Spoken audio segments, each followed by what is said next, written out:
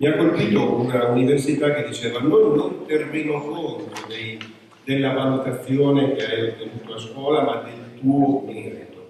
Questo un po' mi ha colpito, per dire le nostre. Poi vorrei capire quali sono le prove d'accesso con cui si va a valutare il merito, perché poi ci saranno altre prove di ingresso e si discute molto anche di questo. Però per dire che forse è entrata in crisi la pratica amministrativa, il valore amministrativo della valutazione, il valore legale, eccetera. Forse dobbiamo intravedere qualche altro scenario. Per noi, persone di scuola, la valutazione resta, e l'ho colto anche in tanti interventi, uno strumento di regolazione della relazione educativa, ma troppo spesso si trasforma in un surrogato della didattica. Questo è emerso molto, molto bene, quindi non bisogna farsi sopraffare, non bisogna farsi, diciamo, forse non bisogna temere il sovraccarico che spesso c'è dietro alla valutazione. In fondo la valutazione è una sintesi interpretativa, anche quella sommativa, una sintesi interpretativa che molto spesso ha una logica del tutto superficiale, intuitiva, semplificativa. Quantomeno, mi sembra di aver colto, dovrebbe appoggiarsi ad una rubrica descrittiva, cioè capire anche in quella sintesi, in quel profilo, in quel valore, in quell'apprendimento, in quella competenza, cosa ci possiamo leggere noi, cosa può leggere la casalinga di Voghera. Io non ho detto che è il target, ho detto che dobbiamo andare oltre e che invece il target dei ministri spesso è la casalinga di Voghera nel scegliere le formule legislative. Ecco, quindi non facciamoci impressionare dall'etichetta, voto, lettera, giudizio, aggettivo di sintesi, però mi preoccupa il voto perché veicola un messaggio molto semplificato per cui questa sintesi interpretativa da appoggiare a una rubrica descrittiva invece diventa un'operazione di tipo aritmetico, cioè non riesce a dare nessun tipo di informazione, di messaggio, di segnale, di orientamento importante. Credo anche che sia emerso dal dibattito, lo raccolgo come elemento importante, che la valutazione deve essere una valutazione sincera, qui non facciamo buonismo di giornata, ma deve avere una funzione di incoraggiamento, deve rappresentare un momento di dialogo anche educativo con gli amici, di ricostruzione, meglio a voce alta, meglio anche in una dimensione di collegialità, di scambio del significato di quell'apprendimento, che tutto questo può avvenire sulla base di evidenze che possono essere raccolte con una pluralità di strumenti e che questo ci avvicina a una dimensione di valutazione autentica, ci porta verso anche un'attenzione, per esempio, anche un poco più approfondita sulla dimensione delle abilità, sulla dimensione delle competenze, sulla dimensione della consapevolezza e del riuso intelligente di quelle conoscenze. Quindi io ritengo che dentro la scuola ci siano le condizioni per far diventare il momento, per riappacificare la dimensione della valutazione con la dimensione della didattica, non fare prevalere una logica semplicemente formale, di codificazione verso l'esterno, ma di utilizzare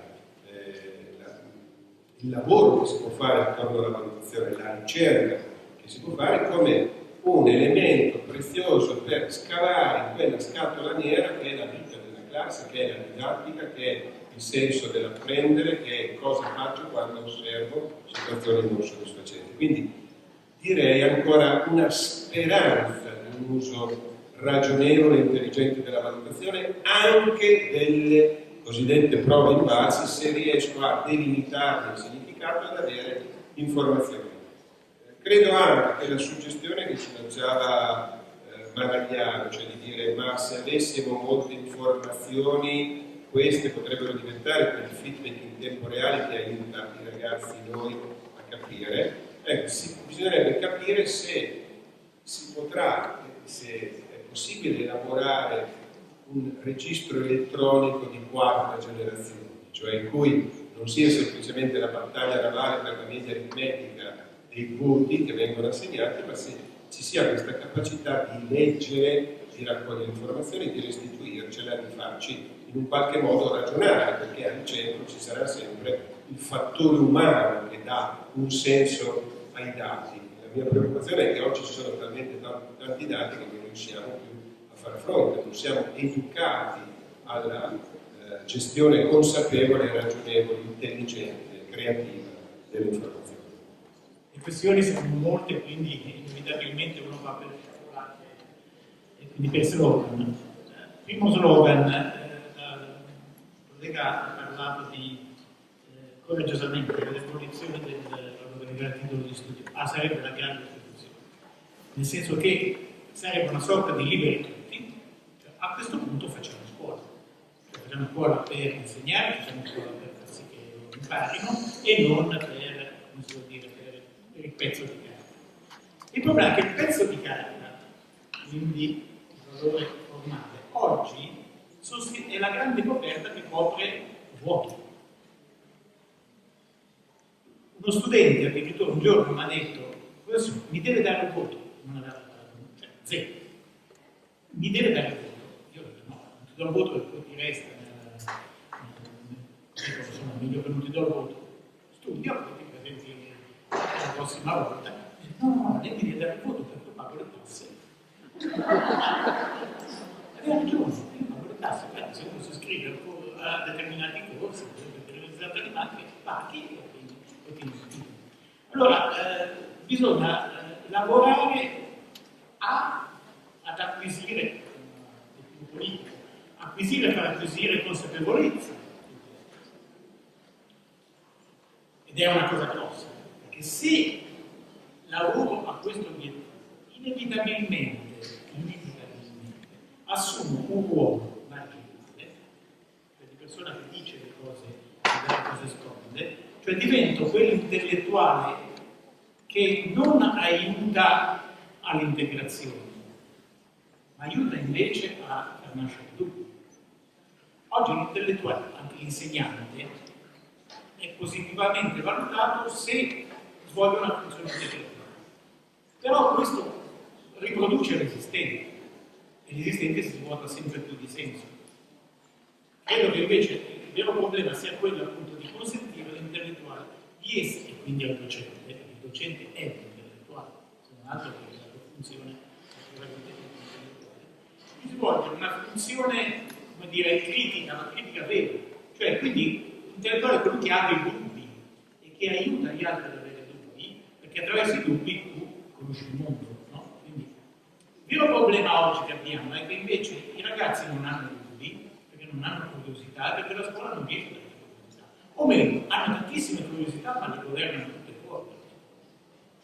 E questo allora ci deve, come dire, sollecitare a guardare con maggiore attenzione e con maggiore generosità e con maggiore disponibilità a quello che avviene fuori dalla scuola.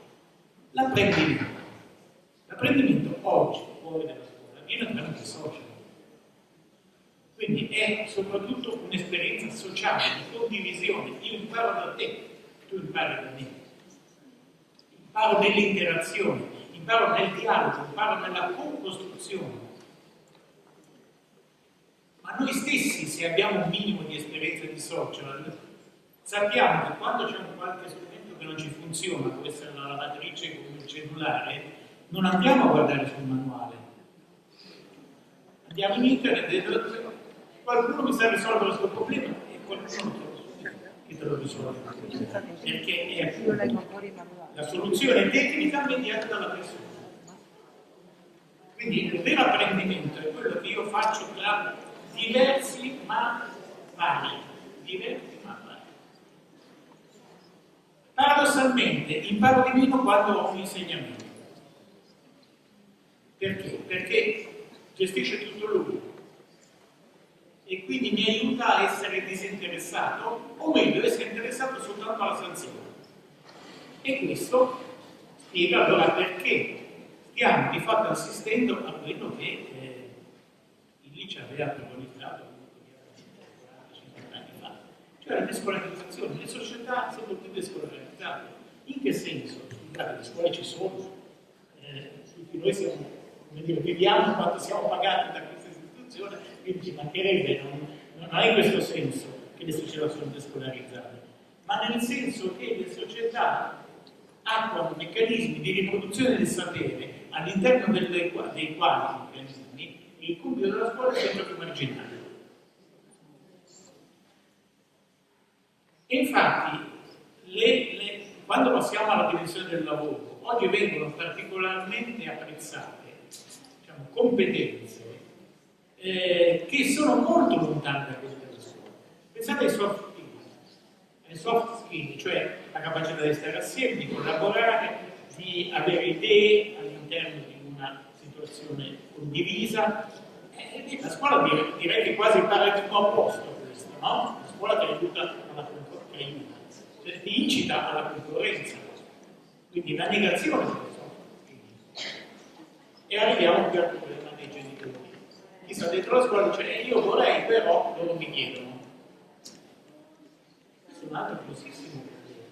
Ricordo ai tempi dell'innovazione didattica, scuola città Pestalozzi, che erano anni 70, proprio l'inizio delle grandi trasformazioni, la Lidia Tornatore, direttrice allora della scuola della città Pestalozzi, mi diceva che il vero nostro problema, ed eravamo a Firenze, dove la pedagogia, quindi sulla tutte le parti, il nostro problema sono i genitori che pretendono, vogliono determinate cose che sono la loro scuola, della scuola dei nonni. Se poi vogliamo cambiare, abbiamo contro i genitori.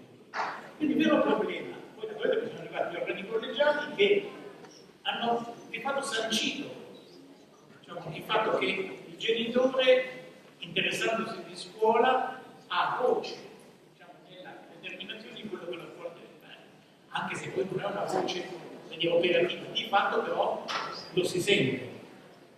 Allora il problema è quello che essere genitori è già un compito, essere genitori di allievo è un altro specifico compito. Si tratta quindi di, un problema della società, non soltanto della scuola, di aiutare i genitori a essere tolleranti rispetto alla scuola che vuole innovare. Altrimenti cosa avremo? Avremo dei ragazzi molto dissociati. Da un lato la scuola che quando vuole innovare fa determinate cose, i genitori che pretendono delle altre, loro che poi vivono una terza situazione, diciamo, nella loro vita quotidiana, completamente diversa da queste altre due. E come se ne esce? Se ne esce avendo una visione più complessiva. Allora, se ne esce con riconoscere che tutti questi problemi sono problemi politici. E il problema politico fondamentale della scuola oggi è l'assenza di didattica. L'assenza di didattica, cioè il fatto che l'elaborazione della didattica è una questione che va operativamente affrontata, non va delegata all'università che è assolutamente incapace, no? Perché ha diviso tutto il sapere per settori ed è chiaro che la didattica non può essere un settore, la didattica è un'integrazione. Perché per fare didattica bisogna avere psicologia, sociologia, antropologia, epistemologia, cioè bisogna avere una visione che tiene conto di queste problematiche e di questi orientamenti. Questo vuol dire fare didattica. Ma arrivare a questo obiettivo, cioè di pensare, guardate, non ripensare, pensare alla didattica, potete andare a studiare guarda lì e poi c'è la valutazione.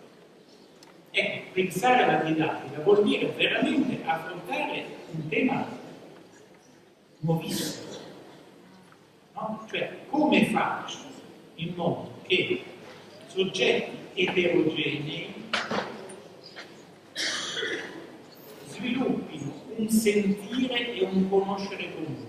E questo è il problema oggi della didattica, che ci viene sollecitato dall'università, cioè l'apprendere in comune, l'apprendere in in un contesto collettivo, l'apprendere attraverso uno spazio di condivisione. Quindi questa è la problematica che si dà affrontare, uscendo dalla logica potenziale, individualistica, che, guardate, non ha più senso, perché non ha senso dal punto di vista economico, appartiene al mondo che non esiste più, è la logica appunto del temporismo. Cioè in un'ora facciamo una cosa, in un'altra ora ne facciamo un'altra, tu hai 7 anni e allora vai in quella classe, tu hai 9 anni e allora vai in quell'altra classe, poi non hai imparato quindi ripeti, cioè è una logica totalmente, pienamente egoistica. Dal punto di vista economico non esiste più questa logica, e quindi perché l'economia dell'istruzione deve essere ancora legata ad una logica novecentesca? Siamo al secolo XV. Abbiamo davanti una logica che potrà non piacere, ma certamente funziona, che è quella appunto dei social. Pensate alle macchine, pensate a quello che all'interazione. Le macchine sono semplicemente dei connettori, però interagiscono e quindi imparano. Però molto spesso imparano cose che sono collegate a, come dire, meccanismi consumistici, cose che hanno un valore, diciamo così, di superficie. Possiamo aiutarli a imparare cose anche profonde e significative? La mia risposta è sì, possiamo, però ci vuole una didattica che sia all'altezza, una didattica che sia all'altezza dei genitori. Questo dobbiamo riuscire a fare. La valutazione è evidente, la valutazione non è un problema, basta con la valutazione è un problema solo per chi ha paura della vita. Chi invece affronta la questione didattica risolve. Vi ringrazio per le cose che avete detto. Io non sono un'esperta di valutazione, quindi non aspettatevi da me una risposta ai vostri quesiti, perché sono anche in parte i miei. E quindi mi metto in dialogo per quel che posso. Sicuramente per quel che riguarda la scuola secondaria faccio fatica a esprimermi perché non ho un'esperienza sul campo e quindi resterei su un piano così un po' troppo generico per poter essere utile. Condivido comunque quello che ha detto la dottoressa Darè a proposito del fatto che il problema non è tanto la valutazione, ma il perché arrivano al termine di un ciclo scolastico dei bambini e dei ragazzi che non hanno apprendimenti compatibili con le nostre aspettative. Però non è un problema solo delle superiori. Io penso che sia in grandissima sofferenza anche la scuola primaria, nonostante noi abbiamo una storia importantissima e luminosa per quel che riguarda sia la scuola dell'infanzia che la scuola primaria, ma io guardo la mia situazione, ma anche quella di altre scuole, e devo dire che la scuola primaria è in grande sofferenza e non è solo un problema di risorse, perché anche quando arrivano le risorse le situazioni non cambiano di molto. Per quel che riguarda una cosa che aveva detto una maestra sul registro elettronico, io penso che il registro elettronico non sono contraria, anzi non ho motivi particolari per essere contraria, però devo dire che l'osservazione che ha fatto la collega sul fatto che il registro elettronico induce a un certo tipo di valutazione, questo è vero, anche secondo me, e se avete presente, sono questi tutti insegnanti, quindi lo sapete, insomma, sul registro elettronico bisogna mettere numeri o giudizi sintetici con una certa frequenza, bisogna stare in quella logica lì, insomma. Quanto servano quei voti o quei giudizi sintetici all'apprendimento dei ragazzi o dei bambini non interessa a nessuno. Quindi secondo me il registro elettronico induce una pratica valutativa, per riprendere una posizione che aveva proposto il professor Cerini, induce una pratica valutativa basata sul ranking e non sul ranking. Sullo spessore dell'insegnante, io sono convinta del fatto che non si possano improvvisare le pratiche didattiche e neanche le pratiche valutative. Lo dico non perché io penso di essere un insegnante di spessore, ma perché penso che questa sia comunque la nostra aspirazione, perché dobbiamo essere coscienti, anche se pochi lo sono, che l'educazione è cruciale nella società. Noi svolgiamo un compito importantissimo: una buona educazione prepara un buon futuro, una cattiva educazione prepara un cattivo futuro. Quindi abbiamo una responsabilità enorme e quello che noi possiamo fare è senz'altro aspirare ad essere degni del lavoro che svolgiamo e del compito che abbiamo sulle spalle. Sugli invalsi, io vorrei, perché qualcuno l'ha citata, sulle prove invalsi, devo dire che secondo me c'è stata una grandissima opposizione da parte del corpo docente alle prove invalsi, nonostante le prove invalsi siano prove standardizzate non dissimili dalle tantissime prove standardizzate che impazzano nella scuola, direi di tutti gli ordini e gradi. Quindi penso che l'opposizione sia stata dovuta più al timore che quelle prove potessero diventare un volano per la valutazione degli insegnanti. E qui torno alla premessa che avevo fatto prima sui 2 pesi e 2 misure. Anzi, se devo dire proprio quello che penso, schiettamente, secondo me le prove invalsi sono meglio delle prove standardizzate che impazzano nelle scuole. Non è vero, perché sono prove È il mio punto di vista, non è la verità. Certo. Se io farò la prova di secondo di porre un testo di 70 righe privo di qualsiasi figura, quando i bambini leggono molto più belle, attorniato da figure. E fatti la prova.